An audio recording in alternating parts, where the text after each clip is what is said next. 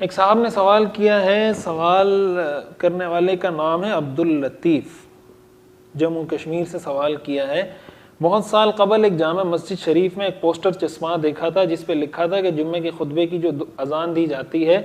تو مقتدیوں کو اذان کے کلمات کا دہرانا اور اذان کی دعا پڑھنا جائز نہیں ہے، رہنمائی فرما دیں۔ دیکھیں، اس بارے میں عرض یہ ہے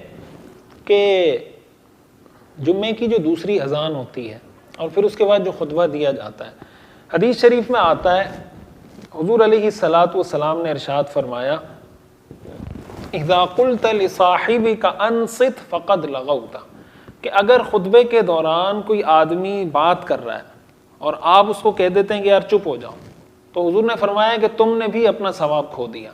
یعنی کسی کو یہ کہنا بھی خطبے کے دوران جائز نہیں ہے کہ چپ ہو جاؤ۔ اگر وہ بات کر رہا ہے تو ناجائز کام کر رہا ہے، لیکن خطبے کے دوران آپ اس کو منع نہیں کر سکتے، بول نہیں سکتے کچھ۔